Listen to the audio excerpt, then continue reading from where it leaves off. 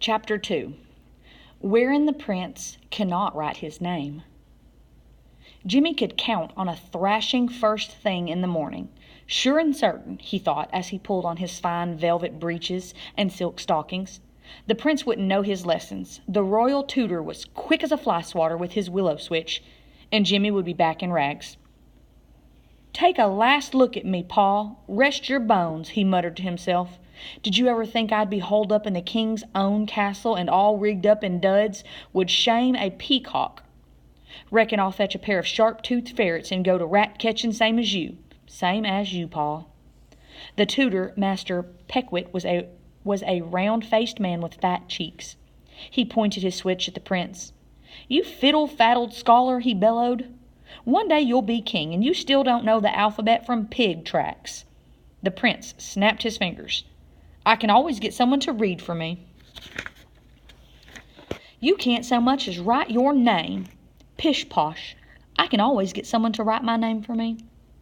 The tutor's cheeks, swelling with anger, almost unhorsed the small spectacles saddling his nose. "It would be easier to educate a boiled cabbage. Prepare to be punished, your lordship." 10 whacks at least," said the prince, "and good and hard, if you please." Jimmy, who was obliged to be close at hand for the daily lessons, reckoned that freedom was now close at hand. The prince threw him a smirking glance as Master Peckwitt raised the switch and beat the whipping boy like a carpet. Jimmy didn't bawl. He didn't yelp or bellow. 10 whacks, and not a sound escaped his lips. "You contrary rascal," the prince exploded. "I'm on to you, Jimmy from the streets. It's pure spite that you won't howl. Think you can cross me and get away with it? Ha! Never and nohow." "Gaw," thought Jimmy, "he's going back on his word? And don't try to run away. I'll have you tracked down till your tongue hangs out like a red flag." And so it went for more than a year. The prince learned nothing. The whipping boy learned to read, write, and do sums. Chapter 3. The Runaways. On a night when the moon gazed down like an evil eye, the young prince appeared in Jimmy's chamber. "Boy, tumble out of bed. I need a manservant." Jimmy saw that the prince was wearing a black cloak and carrying a wicker basket the size of a sea chest. "What you up to now, walking in your royal sleep, are you?" "I'm running away." The whipping boy sat bolt upright. Hardly a day passed that he didn't make one plan or another to run off. But a prince? What horrible new mischief was this? "You can't hop off like you was common folks. What's biting you?" Said the prince. "I'm bored." "With dumping bullfrogs in the moat so no one got a wink of sleep." "Boring."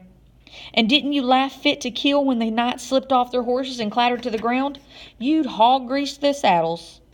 The prince folded his arms. "Boring." "And don't you get me thrashed so that this hide of mine feels like the devil run me over with spikes in his shoes?" "Let's be off." Why me, Jimmy thought. Can't you find a friend to run off with? But no, not you, Prince Brat. You've got no friends. That's why me. Jimmy pointed to the window. "It's night out," he protested. "The best time," replied the prince. "But ain't you afraid of the dark? Everyone knows that. You won't even sleep without a lit candle." "Lies. Anyway, the moon's up, good and bright. Come on." Jimmy stared at him with dreadful astonishment. "The king'll have a gory-eyed fit, positively. He'll hunt us down.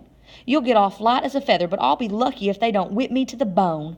More likely I'll be hung from the gallows, scragged for sure." "Your lookout," said the prince with a grin. Your lookout," said the prince with a dry grin. "Carry the basket, Jimmy from the streets, and follow me." So what do you think's going to happen? Are they going to run away? Are they going to become friends?